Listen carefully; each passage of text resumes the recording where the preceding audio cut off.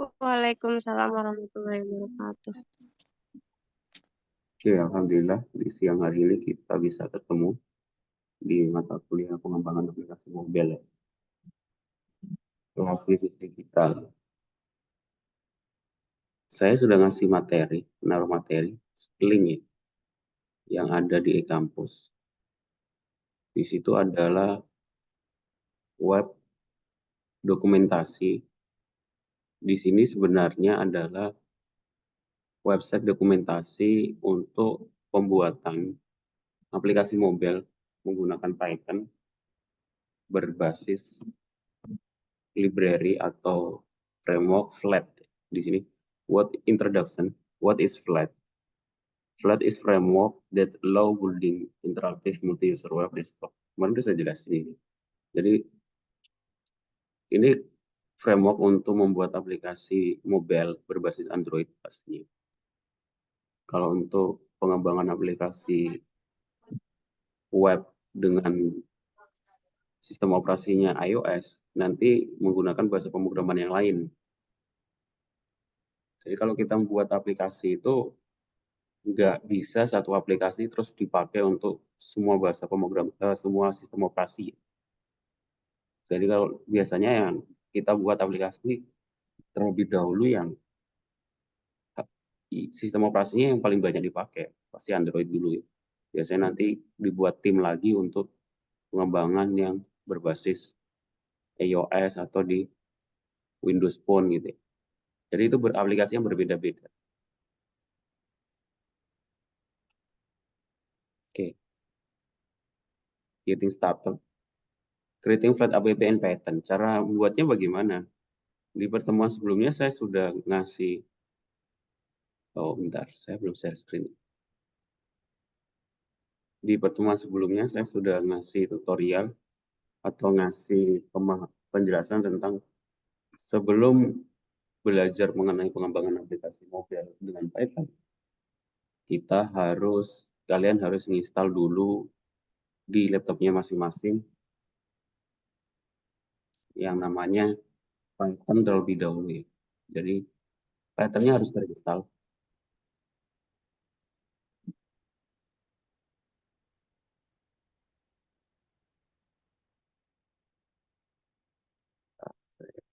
Ini dulu video saya.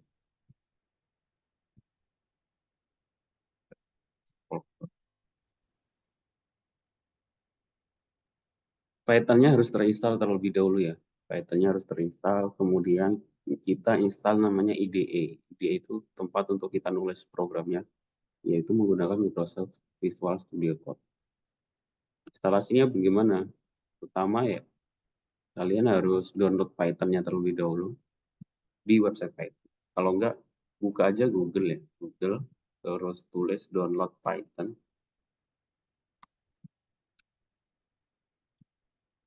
Nanti akan muncul yang paling atas.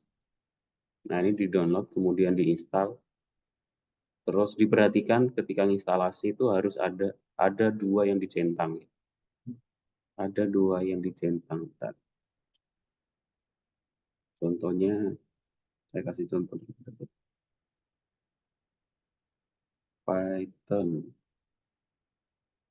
Kalau sudah di-download, klik install. Ini karena modified. Nah, ketika proses install ini, nanti pertama kali ada kotak yang perlu dicentang dua di bawahnya. Itu harus dicentang terlebih dahulu. Kalau sudah, nah untuk mengetahui Windows kita itu sudah terinstall Python atau belum, kalian harus buka command prompt atau enggak Windows terus kemudian klik cmd command prompt terus ditulis di sini ya, di sini ditulis. Kelihatan nggak? Kelihatan nggak tulisannya?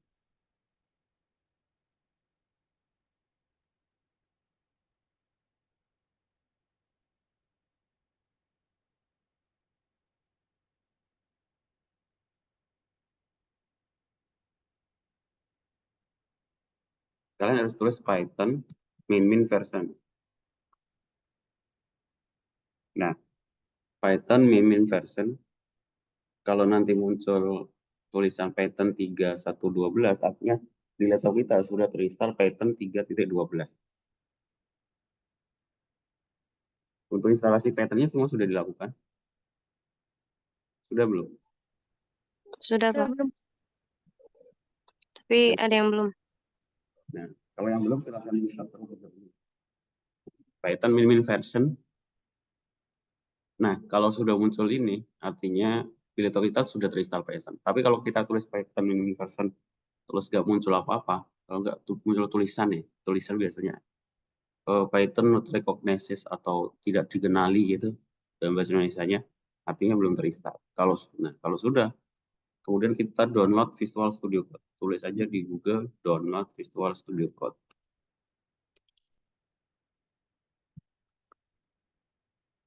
Pasti muncul yang paling atas. Nah, download Visual Studio Code. Ada Windows, ada Linux, ada Mac. Disesuaikan dengan sistem operasi yang digunakan. Kalau menggunakan Windows ya tinggal klik Windows. Kalau sudah terinstall, kita buka Visual Studio Code-nya.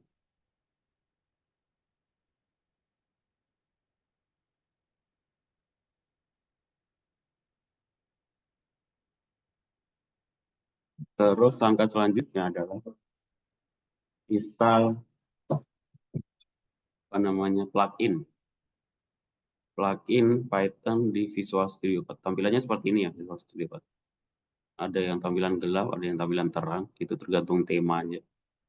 Orang biasanya lebih suka tema gelap karena mungkin nggak bikin sakit mata ya. Tapi ada beberapa orang juga yang kadang temanya ini apa namanya terang. Merubah temanya apa ya? Kalau untuk ngajar sih harusnya biar kelihatan terang.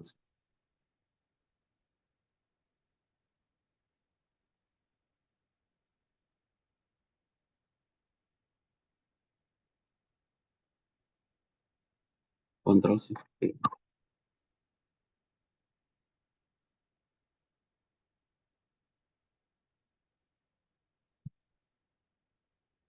Reference browse color tema. Color tema ada dark.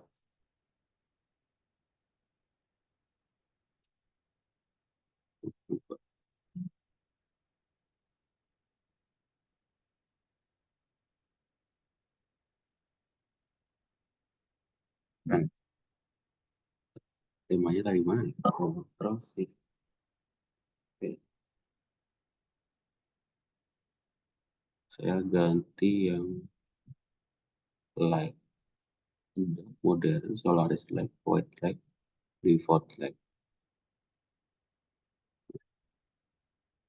Jadi temanya itu bisa dirubah, disesuaikan dengan sukaannya. Ada yang warna kuning, warna merah. Tapi aneh juga ya kalau warna kuning, warna merah. Nah, diklik bagian sini, extension, terus tulis Python. Ini kita install terlebih dahulu, Python Microsoft. Kalau sudah, baru kita bisa membuat program menggunakan Python. Contohnya untuk menampilkan Hello World terlebih dahulu. Untuk menampilkan Hello World terlebih dahulu, kita buka Visual Studio Code. Pertama, kemudian kita open folder. Open folder maksudnya apa? Maksudnya kita file yang akan kita buat itu kita taruh mana? Supaya saya taruh di pengembangan aplikasi mobil hari Jumat. Select folder.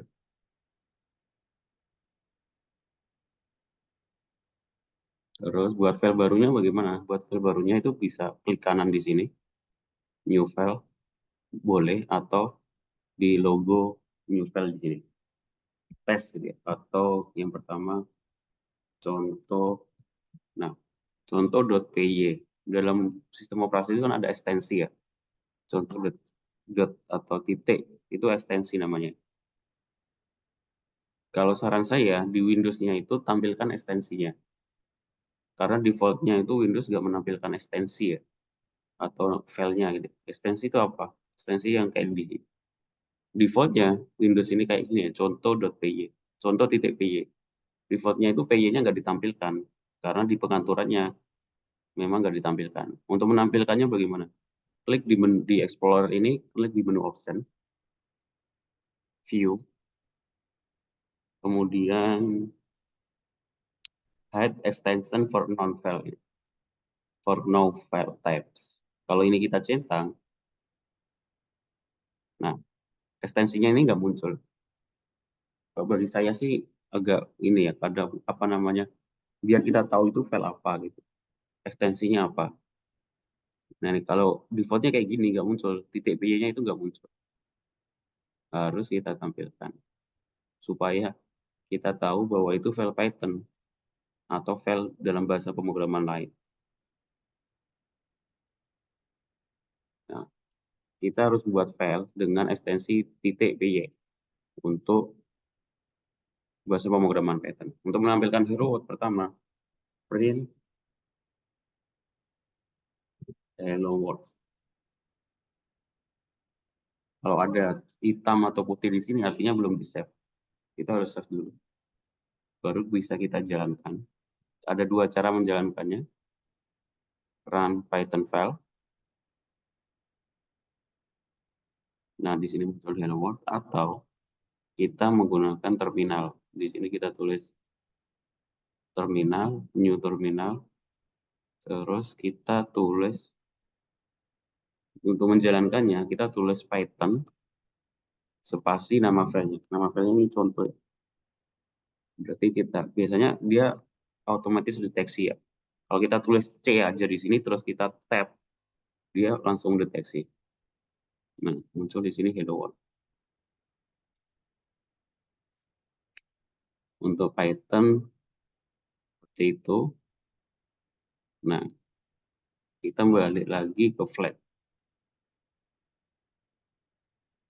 Nah, flat cara installnya pertama kali gimana? Jadi kita kalau sudah install Python terus install Visual Studio Code, satu lagi yang perlu diinstal adalah library yang akan kita gunakan untuk membuat aplikasi mobile menggunakan Flat. Installing modul Flat. Flat required Python 3.8 or above. Artinya kita versi Python kita harus 3.8 atau di atasnya ya. Jadi tadi kan ada versi ya. Kalau kita buka command prompt terus kita tulis Python min version untuk mengetahui versi kita. Nah, ini 3.12 artinya lebih tinggi dari 3.8. Artinya udah bisa menggunakan Flat. Kalau versinya di bawah 3.8, nanti nggak bisa menggunakan Flat. Harus di-upgrade. Kita tuliskan pip install Flat. Nulisnya di mana? Nulisnya bisa di command prompt yang kayak tadi, atau di terminal yang ada di Visual Studio Code.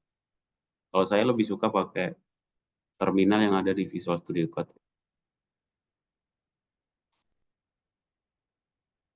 Jadi cara installnya itu harus ditulis. Memang seperti itu. Saya buat folder aja, pertemuan 3.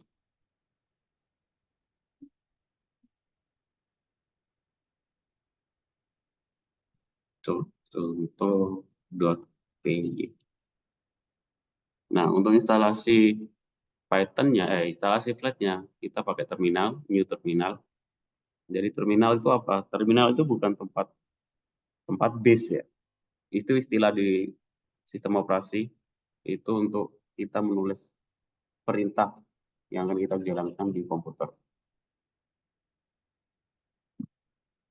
Untuk install Flat, kita tulis pip. Pip itu kepanjangan dari paket installer Python. Pip spasi install Flat. Kalau nanti pertama kali biasanya harus download 40 MB-an. Jadi harus ada koneksi internet. Kalau sudah install biasanya cepat kayak gitu. Kita clear.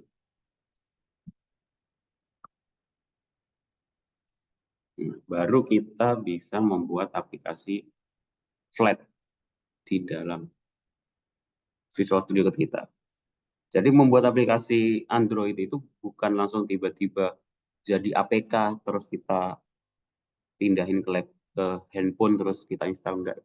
Kita harus buat tampilannya terlebih dahulu, kita jalankan di komputer. Kalau sudah berhasil baru kita jadikan file APK. Contoh yang sudah jadi bagaimana? Saya ada contoh yang sudah jadi adalah ini. Nah, ini contoh aplikasi Android yang sudah jadi. Tapi masih di dalam Visual Studio Code ya. Di sini nanti ini untuk aplikasi suhu. Jadinya seperti ini. Nanti untuk menjadikan APK-nya bagaimana? Nanti kita convert terlebih dahulu.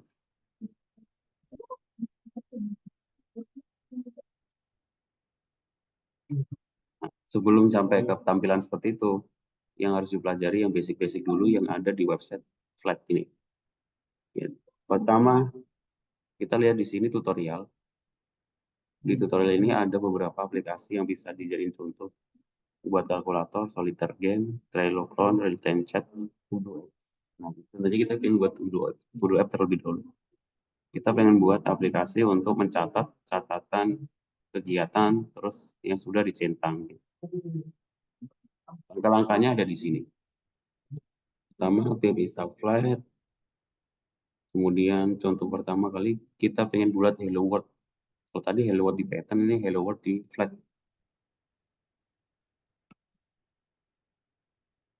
Hello world di flat itu seperti import flat as vt. Import ini maksudnya adalah masukkan library flat as vt. Terus kemudian kita singkat aliasnya menjadi vt. Ini apa? Ini adalah fungsi, fungsi bawaan dari yang harus kita tulis di awal. Text itu halaman, feed page, ft page, text add, tambahkan di add text dengan nilai hello world. Baru kita jalan ini untuk menjalankannya ft.app target main. Memang harus sedikit hafal ya kalau di pemrograman. Nah, untuk menjalankannya Python nama file contoh.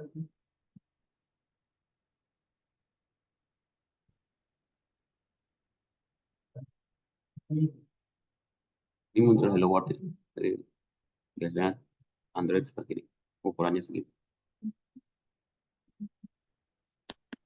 Kalau sudah, kita lanjutkan di langkah selanjutnya. Nah, ini adding pack control and handling event. No, we are ready to create a multi-user Voodoo apps. To start, we'll need text field. Text field itu sebuah area text field.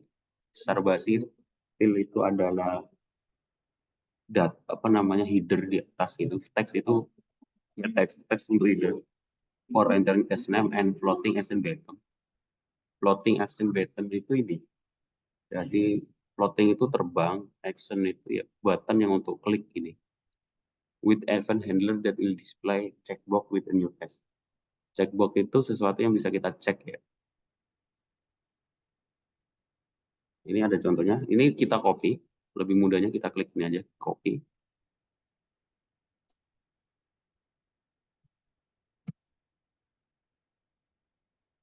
Terus kita jalankan. Nah, muncul ini dulu. What needs to be done? Kalau kita ingin merubah teksnya, ya kita ganti aja teks yang ada di sini. Text field, what needs to be done. Jadi bahasa Indonesia ya. Tugas yang harus dikerjakan itu.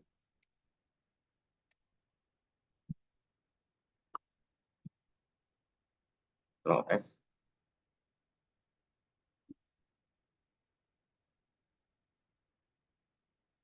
Tugas yang harus dikerjakan. Ini dari kita ngerjainnya dari atas, nanti langsung kita tambahkan add dan lain sebagainya. Terus nanti ada menu edit.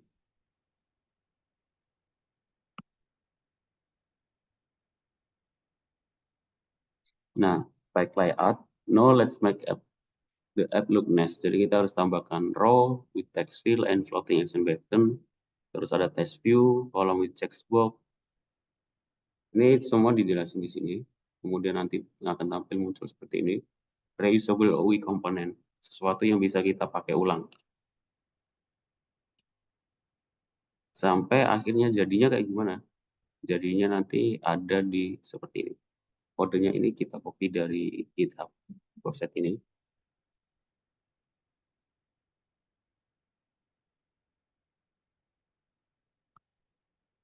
Copy, terus di paste, di save,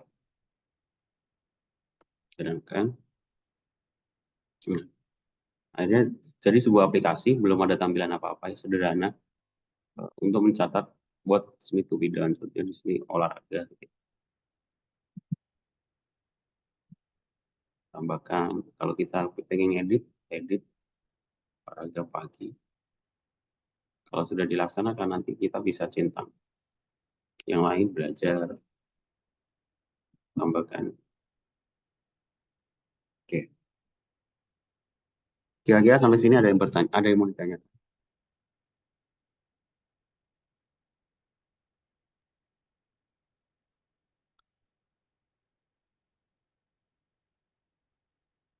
Kira-kira ada yang mau ditanyakan? Nggak ada?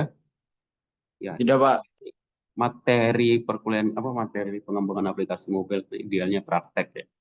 Maksudnya bagaimana? Maksudnya ya masing-masing bawa laptop terus praktek. Nanti kalau ada yang error atau nggak bisa langsung ditanyakan ya. Kalau online kayak gini emang bisanya ya yang teori aja, langkah-langkahnya aja. Jadi silakan dipraktekkan. Nanti di minggu selanjutnya kan offline kita lanjut materi sama praktek. Kalau ada error bisa ditanyakan. Seperti itu ya. Oke, Pak. Pak, kalau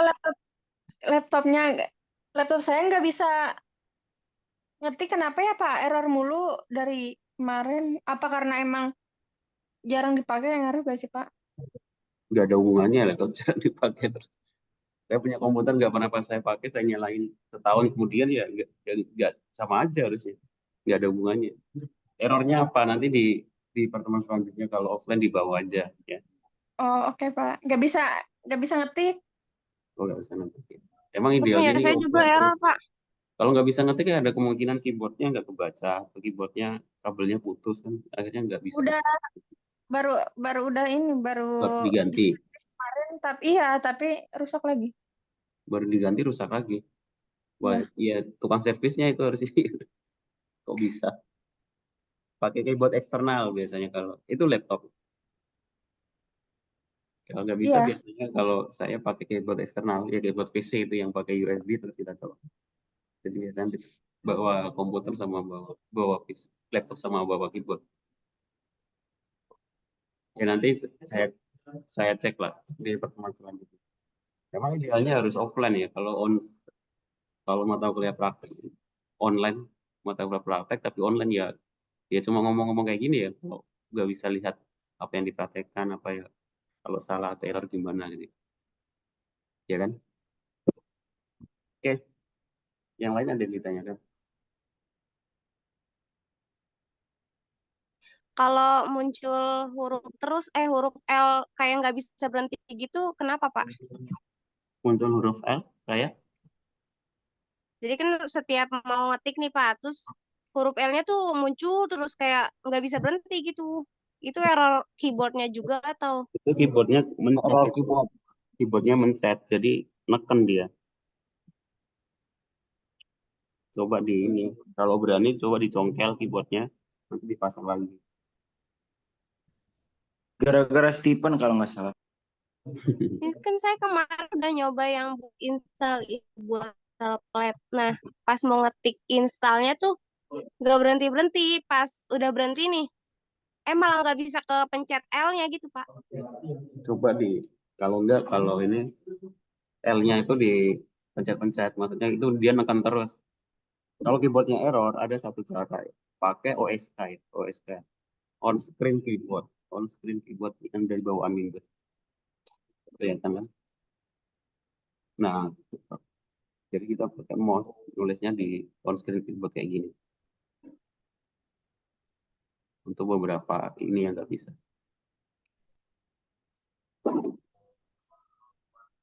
Iya. Oke, Oke, Pak. jadi silakan dipraktekkan di sini di web yang udah saya share itu udah ada list dibaca ya. Nah, karena ini yang harus jadi masukan ya. Semua tutorial komputer yang ada hubungannya pemrograman itu kebanyakan berbahasa Inggris. Ya. Kalau kita nyari tutorial bahasa Indonesia, ya kadang jarang. Jadi idealnya ya harus bisa berbahasa Inggris. Makanya kadang orang yang belajar yang bisa otodidak itu pasti kemampuan bahasa Inggrisnya bagus karena dia pasti belajar dari membaca dokumentasi yang kebanyakan web dokumentasi kayak gini berbahasa Inggris. Gitu ya. Oke, Pak. Kalau nggak ada yang nggak paham dari bahasanya, ya kita tinggal cuma oh ini nggak paham ya. Ini proses belajar kayak gini. Ya udah kita copy aja, kita copy, terus kita buka Google Translate. Memang proses belajarnya kayak gini. Kalau kemampuan bahasa Inggrisnya kurang, ya kita pakai Google Translate. Ctrl V, baru kita baca. Jika Anda membuat aplikasi obrolan menggunakan Flat, Anda belum seperti itu. Ya, proses belajarnya seperti itu. Ya mungkin agak lama. Ya namanya proses nggak ada yang instan ya, pasti lama. Oke, ada lagi yang mau ditanyakan?